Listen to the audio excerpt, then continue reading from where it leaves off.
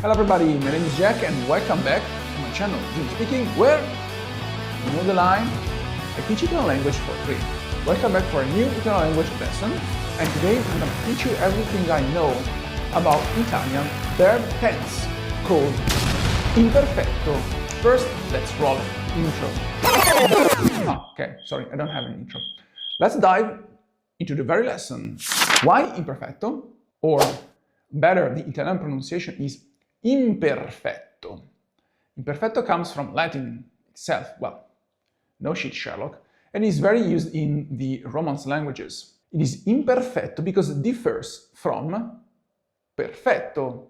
Perfetto means perfect, perfect tenses, tempi perfetti, and they collocate in a specific period of the time one action, and that action can be considered finished, while imperfetto, or plural imperfetti, are those verb tenses that are not describing an action that is concluded in the past. It is the best tense you can use to describe, for instance, action happened in the past but not yet concluded, or habits that are described in past tense, or actions that happened in the past but are destined to be repeated in the present. Imperfetto in Italian language has its own conjugation and is not that hard. But first, let's make a practical example on how it is needed to use imperfetto. Just picture this case scenario. I am in the afternoon, but I want to say this morning the sun was shining. So the matter of fact, I described an action that started this morning, starting in the past. However, the sun hasn't yet stopped shine. So that action is still ongoing in the present. How can we describe this kind of actions? In English, we have the past continuous with the ing form. In Italian, we can say the correspective tense is imperfetto. Nice.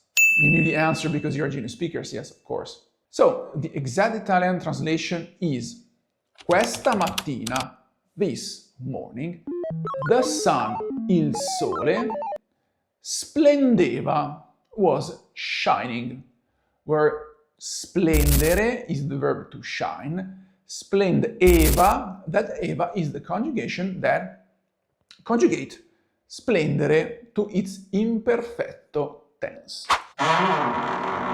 Another example could be, last night Susie was reading a book. Ieri sera, last night, Susie leggeva un libro. Leggere, to read, in its imperfetto tense. Leggeva. That is very different, and don't confuse imperfetto with passato prossimo, because passato prossimo, as I said in this video, I link in the description and up here in the tab about passato prossimo. Passato prossimo can be considered instead the counterpart of English present perfect, because I can change the previous sentence in the following form. Last night, Susie has read a book. I use present perfect because the action was concluded in the past, last night. So in this case, in Italian, we can use passato prossimo. Susie ha letto un libro. The difference is subtle, but impactful enough to change the proper tense. If I say Susie was reading, Susie leggeva, I describe an action that protracted for a time window, a certain time window.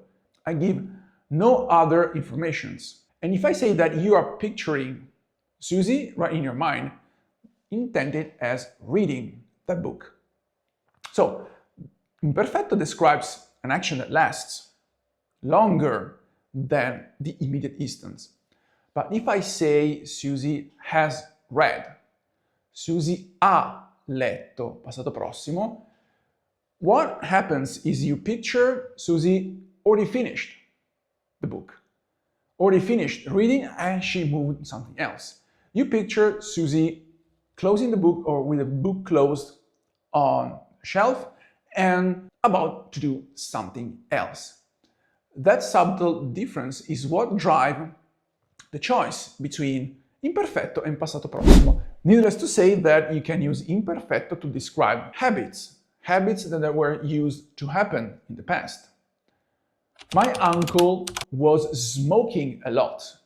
Mio zio fumava tanto. I'm describing the habits of my uncle that he was used to smoke, so it is an action repeated many times in the past. But it's no more because my uncle quit smoking. The train was leaving the station. Il treno partiva dalla stazione. I can use imperfetto efficiently in this sentence to communicate the habits of the train of leaving the station, of course, because we suppose that the train leaves the station many times per day. However, I can still use passato prossimo. Il treno è partito dalla stazione. The train has left the station. Grammatically wise, both are correct.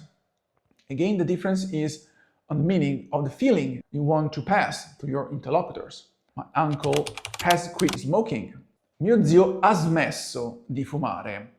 I describe an action that happened because it cannot be an action repeated. Hopefully you quit smoking once. So, mio zio smetteva di fumare, my uncle was quitting smoking makes quite no sense. Mio zio ha smesso di fumare makes way more sense. But if I use passato prossimo, that means the action of quitting happened in the past, but I'm describing it right now, and that implies that I'm still emotionally attached. Because for me, for instance, it has been an important goal for my uncle. Summing up, I can also use simple past, passato remoto. Mio zio smise di fumare. My uncle quit smoking. Smise, it is the remote past, passato, of the verb smettere, to quit. Going back to Susie, again, if I have no emotional attachment to the matter of fact that I want to describe that Susie has read, ha letto, I can simply use simple past, passato remoto in Italian language. Susie lesse un libro. Susie read a book. Bonus content for Genius speakers. The conjugation for the verb to read. Leggere. Io leggevo. Tu leggevi. Lui leggeva. Noi leggevamo. Voi leggevate. Loro leggevano.